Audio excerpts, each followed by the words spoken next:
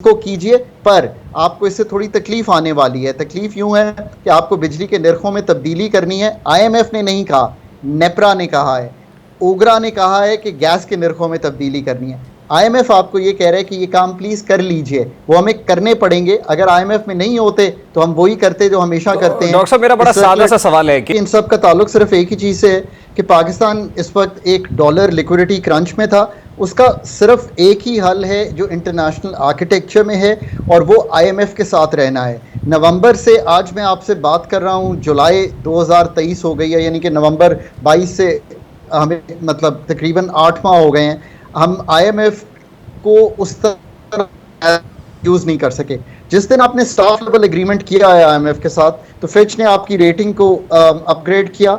आपको Saudi Arabia, नवंबर से हम सुन रहे थे कि पैसे आ रहे हैं, आपके पैसे कंफर्म हो गए। और ये देखिए आपकी सारी जो मार्केट्स हैं उन्होंने पॉजिटिवली रिएक्ट किया। आपकी स्टॉक मार्केट जो है वो बढ़ी। आपके जो बॉन्ड्स की कीमत है जो बहुत नीचे चली गई थी, यानी कि $1 का बॉन्ड कहीं 35-40 सेंट्स में ट्रेड हो रहा था, वो वापस 70 सेंट पे आया। आपके जो रुपए की कदर है वो कम से कम जो स्लाइड हो रही थी वो रुक गई। सो इस सब का ताल्लुक है। अब ये जो सवाल है कि is this a short term phenomena, ये फिनोमेना है 9 माह का, जिसमें आपने आईएमएफ के साथ अपना ये जो, मैं इसको कहता हूँ ये आपका आखिरी इम्तहान है, इसको फेल नहीं कर सकते हम। हमें ये स्टाफ लेवल एग्रीमेंट जो है इसको दोबारा करना है नवंबर में, और आई थिंक फिर हमें फरवरी में करना है। और हमें ये जो 9 माह का प्रोग्राम है जिसमें $3 अरब हैं ये लेने हैं। ये क्यों है? क्योंकि आपको $23 अरब इकट्ठे करने हैं FY24 में। आईएमएफ की अम्ब्रेला के बगैर आप ये कर नहीं पाएंगे, इसको समझिए। आपके पास और कोई तरीका नहीं है। आपके पैसे कमर्शियल, आपके पैसे फ्रेंडली कंट्रीज के, आपके पैसे जो $9 अरब जनीवा में प्लेज हुआ है, और आपके पैसे जो मल्टीलैटरल के वैसे प्रोग्राम्स एंड प्रोजेक्ट्स के आते हैं, सब टाइड हैं विद द आईएमएफ। डॉक्टर साहब, ये बड़ी इंपॉर्टेंट बात आपने की है। आईएमएफ की छतरी के नीचे ही $2 अरब जो ऑलरेडी कमिटमेंट थी सऊदी अरेबिया की आईएमएफ के साथ कि वो पाकिस्तान को देगा, वो मिले हैं। कोई हमें कोई एक्सटर्नल फाइनेंसिंग, कोई और मतलब इसके अलावा हटके फाइनेंसिंग नहीं हो रही है। $1 अरब यूएई हमें दे देगा, उसके अलावा कुछ रोल ओवर्स है वो भी मिल जाएंगे, या चीन कुछ मदद कर देगा। तो दिखाई ये देता है कि $5 से $6 अरब तो हम इकट्ठे कर लेंगे, लेकिन यह $5 से $6 अरब काफी होंगे? शायद हमने जो पैसे वापस करने हैं उसके लिए तो काफी हों, लेकिन क्या इससे हमारी इकोनॉमी चल जाएगी? सो इन द शॉर्ट रन ये है कि 6 माह में हमें तकरीबन इतने ही पैसे वापस करने हैं। तो आप ये जो इकट्ठे करेंगे, आई थिंक रिजर्व्स को इंशाल्लाह $9 अरब पे स्टेट बैंक के जो रिजर्व्स हैं उनको चले जाना चाहिए। अगर ये सब चीज़ें स्मूथली मूव करती हैं, $8 से $9 अरब के करीब हम होंगे। उसके बाद आपको फिर आईएमएफ का जो रिव्यू है, जो कि सेकंड रिव्यू होगा, वो कंप्लीट करेंगे।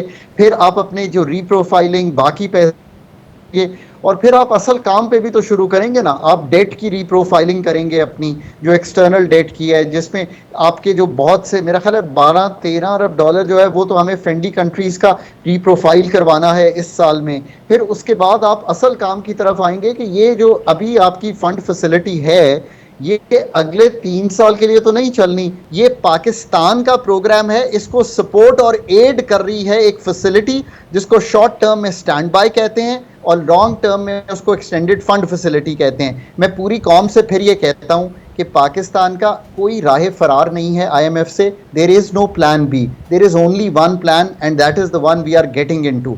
इसको कीजिए, पर आपको इससे थोड़ी तकलीफ आने वाली है। तकलीफ यूं है कि आपको बिजली के निर्खों में तब्दीली करनी है। आईएमएफ ने नहीं कहा, नेप्रा ने कहा है, ओगरा ने कहा है कि गैस के निर्खों में तब्दीली करनी है। आईएमएफ आपको ये कह रहा है कि ये काम प्लीज कर लीजिए, वो हमें करने पड़ेंगे। अगर आईएमएफ में नहीं होते तो हम वही करते जो हमेशा करते हैं। डॉक्टर साहब, मेरा बड़ा सादा सा सवाल है कि ये सारे ऑब्वियसली फैसले करने के लिए इस हुकूमत को तो पॉलिटिकल कैपिटल अपना जो है वो खोना पड़ेगा, और हुकूमत की उल्टी गिनती शुरू हो गई है। उसके बाद वो चेंज ऑफ गार्ड्स का एक प्रोसेस भी शुरू होगा, और उससे पहले केयर टेकर गवर्नमेंट आएगी। आपको नहीं लगता कि इस वक्त जो इकोनॉमिक इंडिकेटर्स बड़े पॉजिटिव नजर आ रहे हैं, स्टॉक एक्सचेंज में बेहतरी नजर आ रही है, मार्केट सेंटिमेंट बड़ा पॉजिटिव नजर आ रहा है, ये अभी की हुकूमत के लिए बहुत जरूरी भी है? जैसी हुकूमत चेंज होगी तो जब केयर टेकर सेटअप आएगा तो उस वक्त तमाम तरह जो मुश्किल फैसले हैं उनको करना पड़ेगा, और ऑब्वियसली उनका कोई पॉलिटिकल कैपिटल भी ऐसा नहीं है जो उनको खोना होगा, तो वो ये मुश्किल फैसले करेंगे, और फिर ये जो इकोनॉमिक इंडिकेटर्स फिल वक्त बड़े पॉजिटिव है वो फिर नेगेटिव होना शुरू हो जाएगा। देखिए, एक तो ये बात है कि ऑब्वियसली जो करंट हुकूमत है उसने आईएमएफ का programme in the last few months किया है। नॉर्मली रेसिपिएंट कंट्रीज़ में ये प्रोग्राम उस वक्त आ जाता है जब एक नई हुकूमत आती है। पाकिस्तान में भी ये होता रहा है।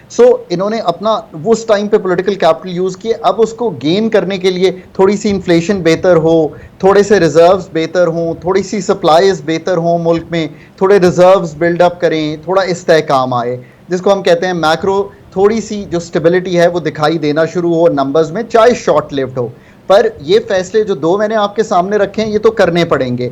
ये चाहते हुए कर दें या आने वाले केयर टेकर्स कर दें, आई थिंक ये आईएमएफ के साथ लार्जली अग्रीड हैं। और ये भी याद रखिए कि ये 1 जुलाई से इनको हमें ऑपरेशनलाइज करना है, चाहे जाके अगस्त में करें पर ये ऑपरेशनलाइज, बिकॉज ये साइकिल है हमारा जो वो चलता ही FY23 जब ख़त्म हुआ है FY24 जुलाई से चलता है। ये अभी हमें इसलिए बर्दाश्त करना पड़ेगा कि हम अपने जो कलीदी काम है एनर्जी सेक्टर में वो नहीं कर पा रहे। हम एनर्जी सेक्टर की एफिशिएंसीज नहीं ठीक कर पा रहे, हम आईपीपी से रीनिगोशिएट नहीं कर पा रहे, मतलब बहुत काम है करने वाले। डॉक्टर साहब लास्टली एंड वेरी क्विकली बता दीजिएगा, जो इंटरेस्ट रेट इस वक्त बहुत ज्यादा हाई है वो आपको कम होता हुआ दिखाई दे रहा है आने वाले चंद रोज में?